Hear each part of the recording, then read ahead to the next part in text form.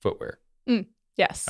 I'm sure that since you're literally using a shoe is kind of your main piece of gear for a long distance hike, really. Like everybody thinks about the backpack and the big three, but like the shoe is pretty damn important since it's the thing. It's literally going to carry you thousands of miles. Yeah. And it's honestly like one of your biggest investments because you're going to spend several hundreds of dollars on shoes, especially these days. You know, it's 150 a pair of shoes. So it's like, right. You want to get it right as much as you can. Yeah. And I've recently started to explore, like, you know, I've had my injuries in the past. And like I was telling you, like I do drop like my heels a little bit and I get the same thing you're talking about, like with the slope. Like I can show you a pair of shoes right now that like it's real bad on them.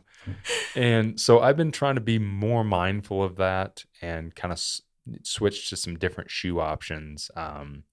But like, what is your, I guess, best advice for like finding, you know, something I've always said in videos is like shoes. People for some reason have been obsessed with my shoes. Like that's something I get a lot. Like, what shoes are you wearing? Right. What shoe, should I use that shoe? And you know, my answer will always be like, it's so subjective. Like, I don't know. Like, I don't know how your foot works. Which is the right answer. What am I trying to ask here? What is the best way to find proper footwear for somebody that's going to go hike thousands of miles? Because a lot of people do just like watch a YouTube video and they're like, oh, Ultra Lone Peak, that's the shoe for me.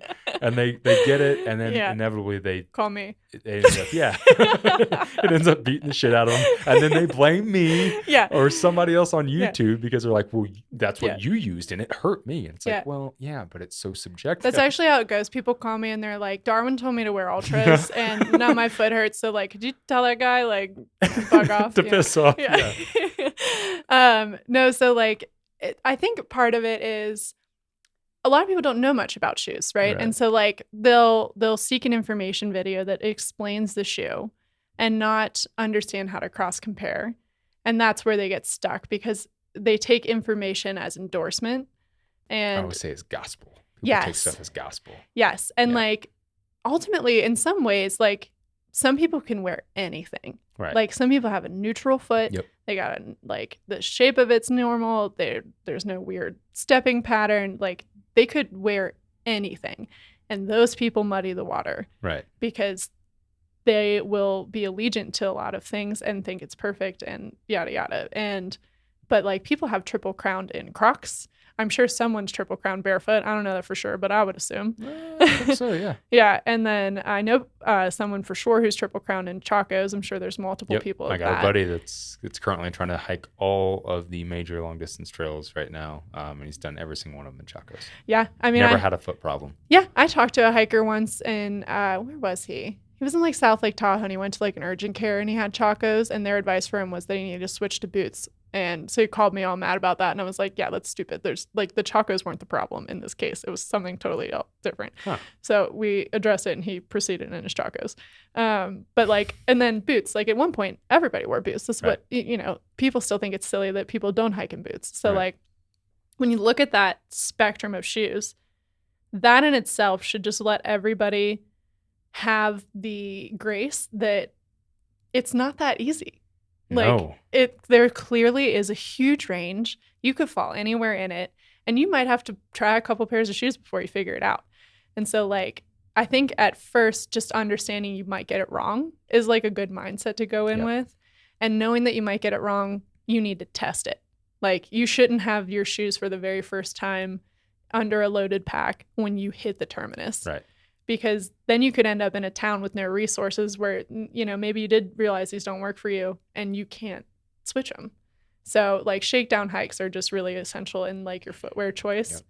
Yep. But whenever it comes to like picking a shoe, I really think there's value in seeing somebody who's a pro. So like go to a PT, go to a podorthist, like, you know, if you have access to that. But if you don't, understanding the differences of heel drop and the midsole and the toe box, I think are the most basic elements that you could look at. So like, I always suggest that people go, like you could even go to like a running store. And something I did for years because of like racing triathlon was like going to get like a gait analysis.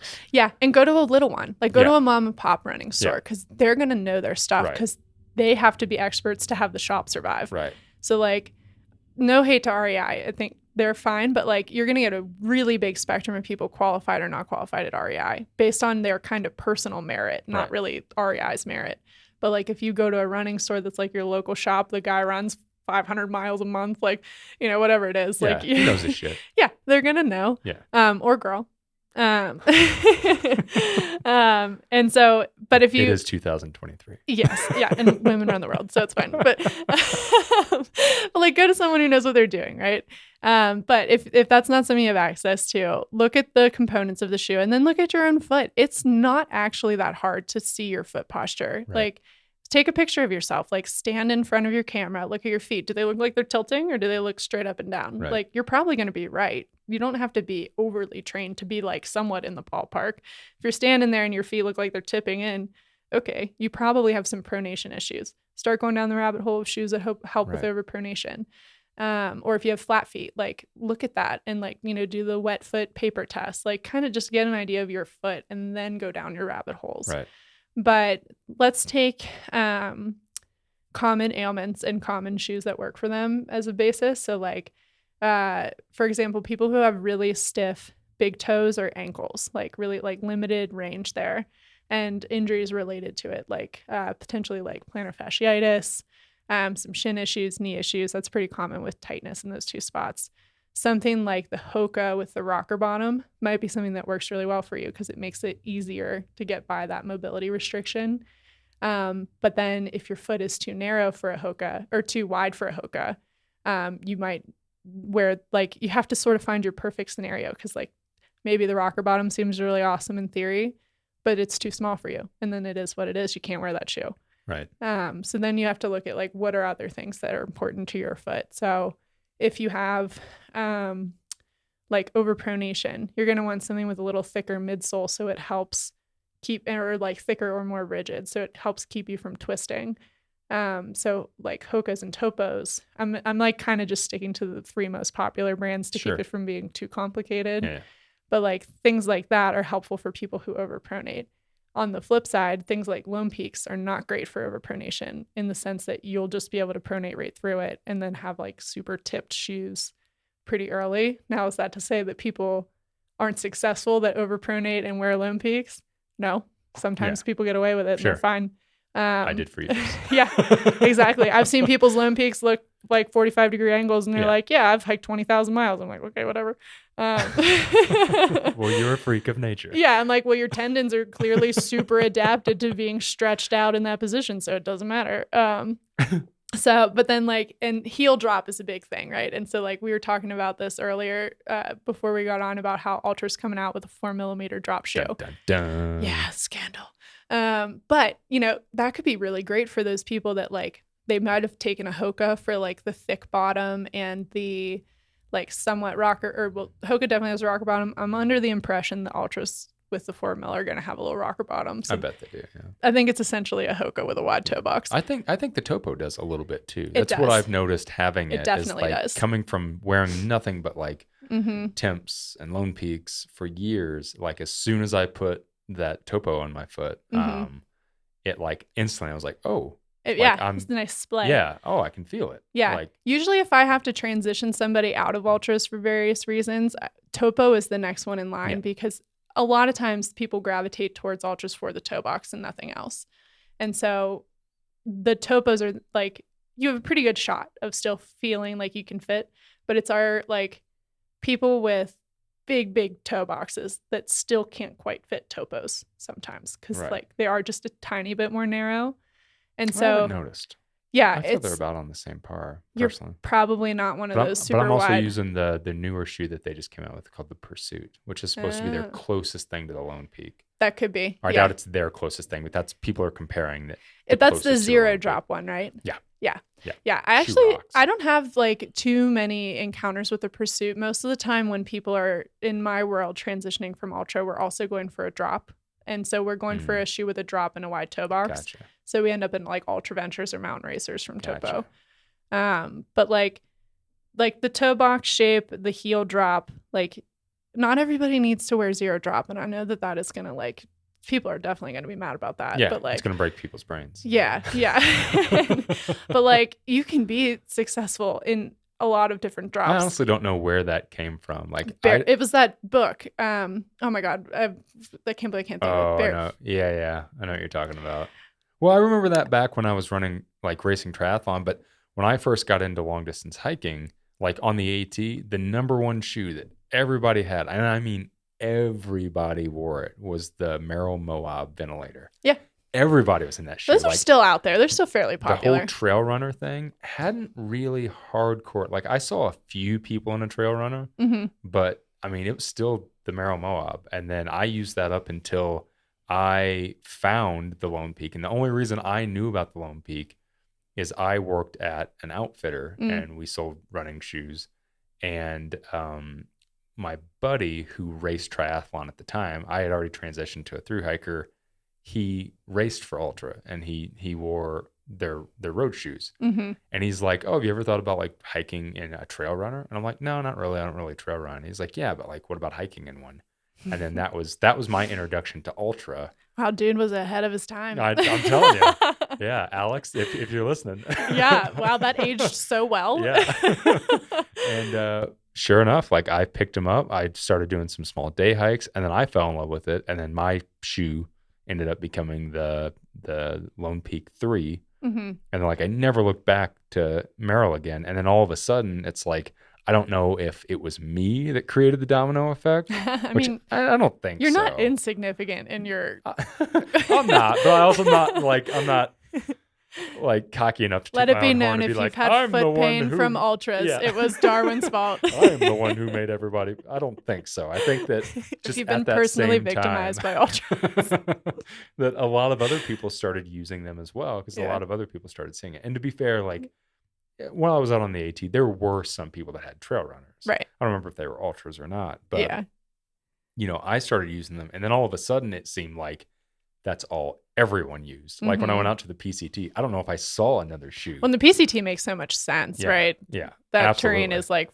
fully supportive of trail runners, but like, I remember, like, it must have been halfway through the trail when I saw someone in a pair of Hokas, and I had never, like, that was the first time, like, I knew Hoka from the road running world. Yeah. They're the people who make the big goofy balloon shoes. Right. Yeah. Because the early Hokas love were a good terrible. balloon shoe.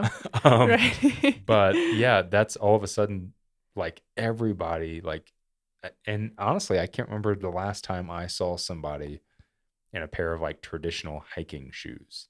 Yeah, I see very little. Yeah. Actually, I've, like, when I see somebody in, like, big heavy boots, it actually is surprising to me. Yeah. I saw a couple of people over in the Himalayas that were wearing, like, Danners and stuff. Yeah. We typically don't call out brand names on this podcast, but we're doing a hell of a job. Yeah, I mean, I'm, like, ready to be burned at the stake now, so, like, but let it be known, I don't have any specific allegiance to a shoe, because it is just, like, it is so specific. Yeah. And I mean, and sometimes we have to create the right shoe for people. So, like, there's,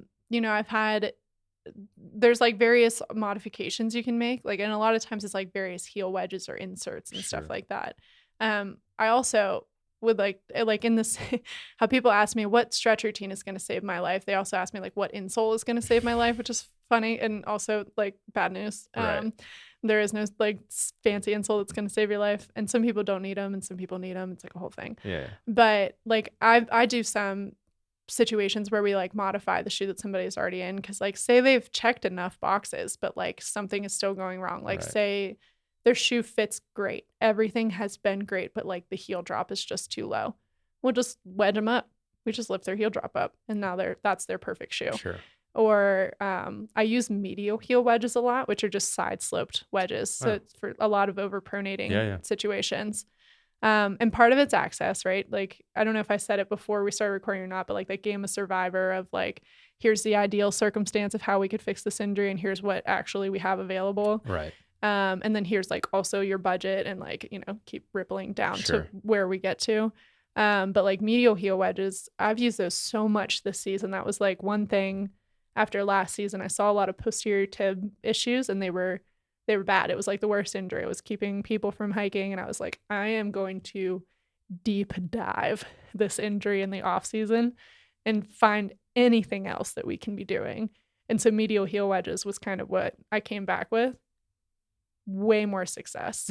And so, like, I use those a lot for overpronation issues, and I mean, I'm not saying it works for everybody, but it works a lot. So like sometimes you just have to get as good as you can on your first pair of shoes, have a bigger budget than you think you need. Know you might have to change. And then also you might have to be someone who has like a little modification to make the shoe work. Well, it's something that like I've tried to, it almost drives me nuts sometimes. And I think because of things like YouTube and reviews and people like me, I think that one thing that a lot of people don't understand is like whenever I come on and I say like, well, this is my perfect tint or this is my perfect shoe or whatever it is, it's because I have literally spent a ton of money trying a ton of other things. And then people see that. And I think that's something that people don't understand, especially when they're getting into not just through hiking, but just general backpacking or just general hiking, is that like, you're probably going to have to spend a lot of money and try a lot of different things because it's all so subjective to what's going to work for you. And the only way to really know that is by literally like going, you might get lucky and the first thing you try might be the thing that works for you. And like, if so, like lovely awesome. When that happens. It's rarely ever worked for me. And that's the thing that people don't see behind the scenes. It's like, yeah, I might have said that was the perfect shoe for me, but you don't know how many other damn shoes that I tried to figure out that that one was going to work for me, or insoles or backpacks or tents or whatever it is. So I think that people have got to realize that like, yeah, it's expensive, but it's like in order to find that right thing, it's going to make you comfortable or successful or not get injuries. Like it's going to take time.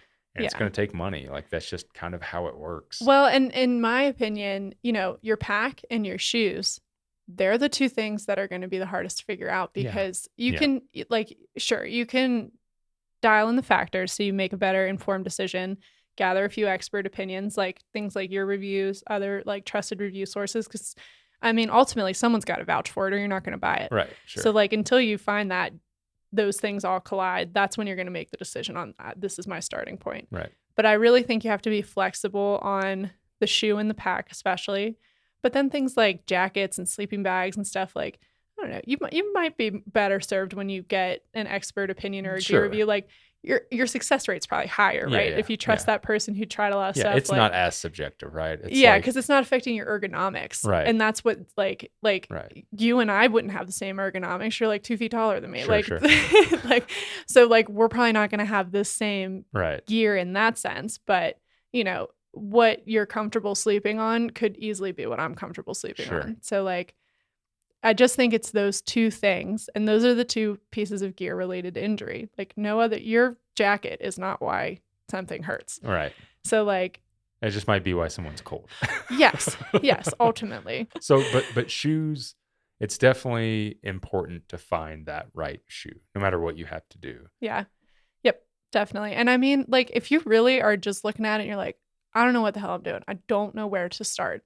Buy from somewhere that has a good return policy and don't be an asshole about it. Like, don't take them 300 miles and then return them. But like, you know, do some stuff where you can trial it in a reasonable way. Yeah. And then that's another way to start without it being a huge financial burden.